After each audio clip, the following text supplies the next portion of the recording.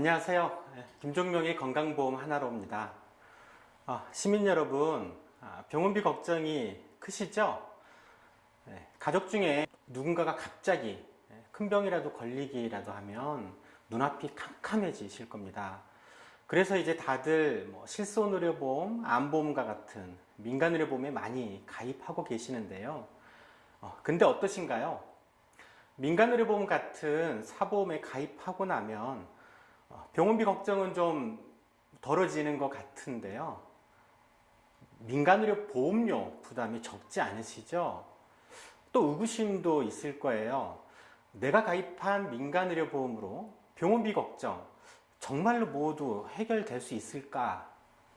아니, 왜 이렇게 많이 민간의료보험에 가입해야 하지? 다른 방법은 없는 걸까? 저는 앞으로 4차례에 걸쳐서 이와 같은 의문점에 대해서 살펴보고자 합니다. 그래서 첫 번째 강의에서는요, 사보험을 강요하는 사회, 여기서는 왜 민간의료보험과 같은 사보험에 가입할 수밖에 없는 현실인지, 그것을 위해서 도대체 얼마나 많이 민간의료보험에 우리가 지출하고 있는지를 중심으로 말씀드릴 거고요. 두 번째 강의에서는 민간의료보험 제대로 이해하기라는 주제로요. 실손의료보험이나 암보험과 같은 대표적인 민간의료보험 상품의 핵심 구조를 살펴보도록 하겠습니다.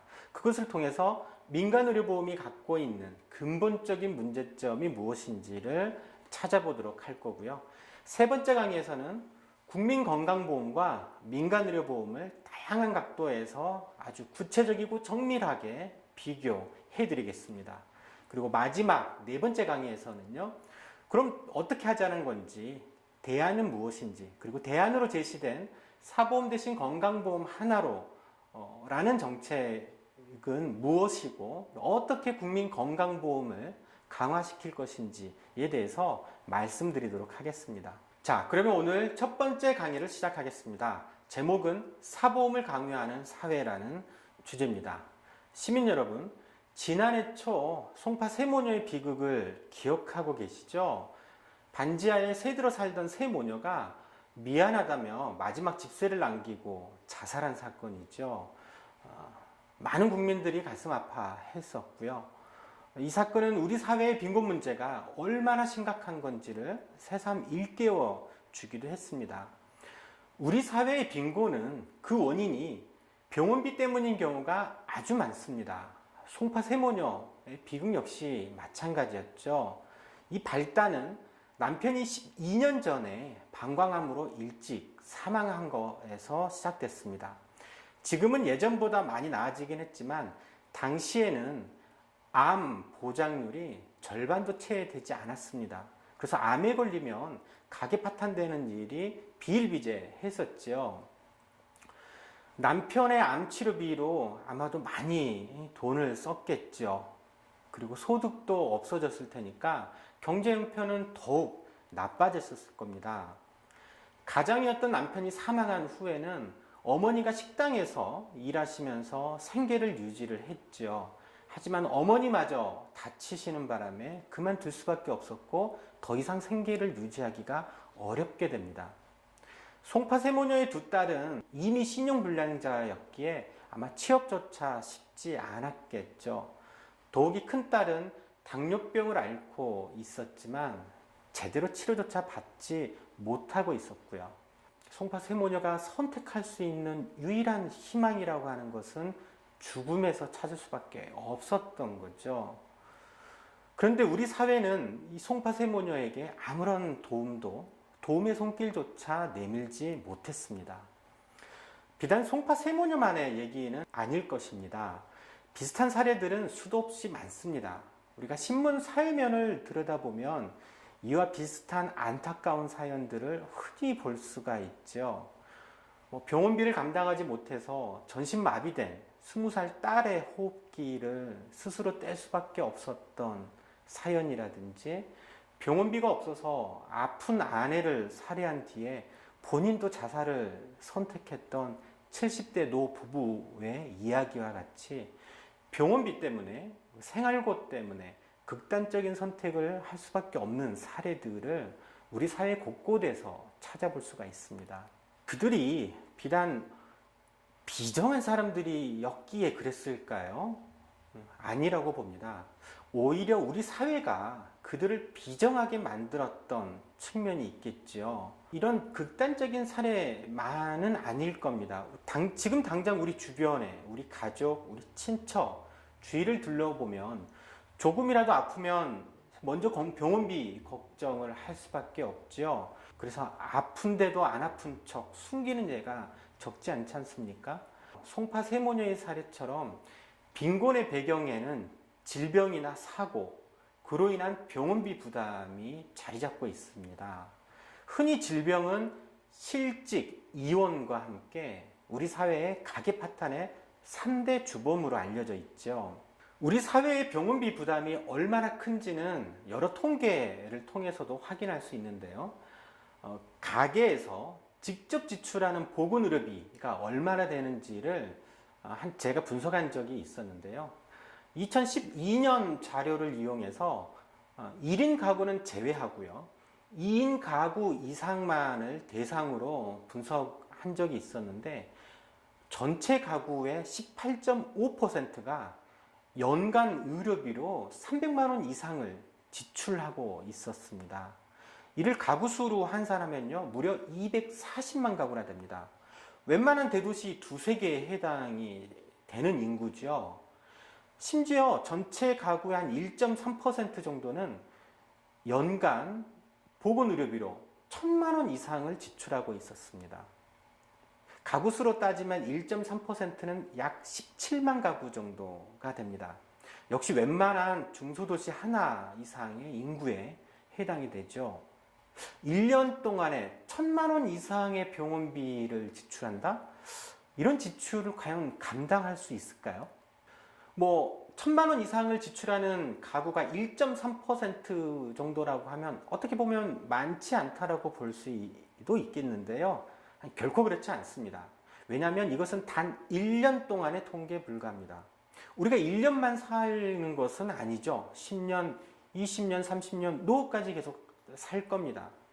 그런데 매년 18% 이상의 가구가 연간 300만 원 이상의 의료비를 지출하고 있고 또 매년 1.3%가 연간 1,000만 원 이상을 의료비로 지출한다라고 하면 아마 여기에서 자유로운 국민들 가구는 없을 겁니다.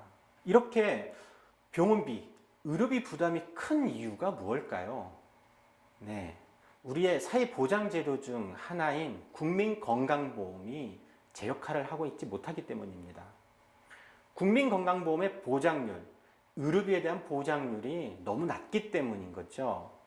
그나마 국민건강보험의 보장률은 과거 노무현 정부에 들어서면서 많이 좋아지긴 했지만 이후 이명박, 박근혜 정부 하에서는 지체되고 있습니다.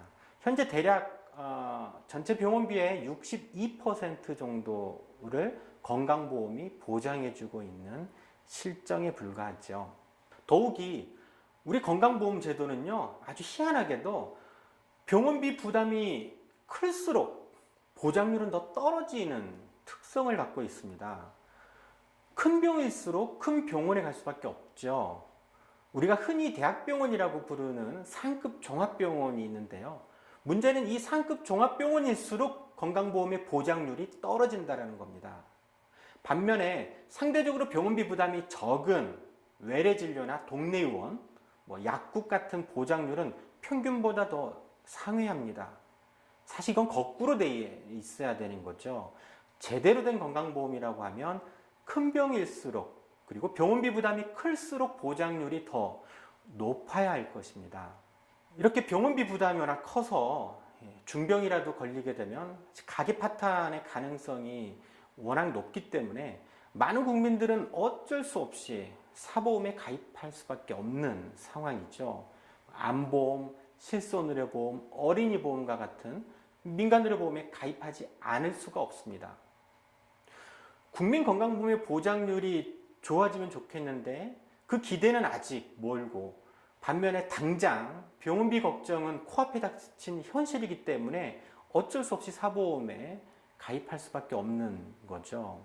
이렇게 민간의료보험에 가입하는 이유에 대해서는 여러 조사들이 있습니다. 한국의료 패널 자료에서도 이를 알 수가 있는데요. 민간의료보험에 왜 가입하냐고 그 이유를 물었더니 무려 82% 대다수가 국민건강보험의 서비스 보장이 부족해서 질병과 사고로 인해서 가계의 경제적 부담이 발생하는 것을 줄이기 위해서 가입한다고 답하고 있습니다. 이를 거꾸로 해석을 해보면 국민건강보험의 보장이 강화돼서 국민건강보험 하나로 대부분의 병원비를 해결할 수가 있다면 민간의료보험에 가입할 이유는 사라진다는 것을 의미합니다. 그렇죠? 그렇다면 이제 우리 국민들이 민간의료보험에 얼마나 많이 가입하고 있는지, 얼마나 많이 민간의료보험료로 지출하고 있는지를 알아보겠습니다. 2012년 자료에 의하면 현재 전체 가구의 80%가 민간의료보험에 하나 이상씩을 가입하고 있었습니다. 그리고 민간의료보험에 가입한 개수도요, 평균 4.6개나 됐습니다. 그리고 월 평균 지출하는 민간의료보험료는 무려 27만 원이었습니다. 한 달에 27만 원을 민간의료보험료로 지출하고 있는 겁니다. 이건 전체 가구 평균인 거고요. 만일에 민간의료보험에 가입한 가구들만을 대상으로 하게 되면 가입 개수와 월 보험료는 더 늘어나게 됩니다. 민간보험에 가입한 가구들은 평균 가입 개수가 5.78개였습니다. 6개 가까이 됐죠. 그리고 월 평균 민간의료보험료도 34만 원이나 지출하고 있네요. 엄청나지 않습니까? 민간보험료 부담이 너무 크다라고 생각하지는 않으세요? 왜 이렇게 민간의료보험에 많이 가입해야 하는 걸까요? 국민건강보험이라고 하면 이렇게 여러 개를 가입할 필요는 없죠. 가장이 건강보험에 가입해 있으면 다른 가족들은 피부양자로 등록돼서 건강보험의 혜택을 똑같이 누릴 수가 있습니다. 근데 민간의료보험은 다릅니다. 가족 구성원이 개별적으로 따로따로 다 가입해야 합니다. 암보험 따로, 실손의료보험 따로, 어린이보험 따로 각자 따로따로 가입해야 되기 때문에 가구당 평균 6개가 훌쩍 넘어가게 되는 거죠. 이렇게 여러 개를 가입해야 되다 보니까 민간으로 보험 지출도 평균 30만 원을 훌쩍 넘는 겁니다. 우리나라 가구 평균 월 소득이요, 대략 한 300만 원 정도 될 겁니다. 이걸 감안하면 거의 대부분의 가구들이 전체 소득의 10% 정도를 민간의료보험료로 지출하고 있는 셈이죠. 이젠 이 민간의료보험 지출로 인해서 가장의 등골이 휜다라고 하는 말이 나오게 생길 지경입니다. 사실 이렇게 많은 민간의료보험 지출은 얼마든지 줄일 수 있습니다. 건강보험의 보장률을 높여서 건강보험 하나로 모든 병원비를 해결할 수 있다면 말이죠. 이에 대해서는 이후 강의에서 다시 자세하게 좀 설명을 하겠습니다. 지금까지 사보험을 강요하는 사회라는 주제로요, 우리나라에서 민간의료보험에 가입할 수밖에 없는 이유와 실제 얼마나 민간의료보험에 가입하고 있는지 등을 살펴보았습니다. 이후 제2강에서는요, 이렇게 많이 지출하고 있는 민간의료보험, 과연 든든한지, 민간의료보험이 갖고 있는 가장 핵심적인 한계와 문제점은 무엇인지를 구체적으로 실손의료보험, 암보험의 예를 들어가면서 설명을 해드리겠습니다. 이상 제1강 강의를 마칩니다. 제2강에서 뵙겠습니다. 감사합니다.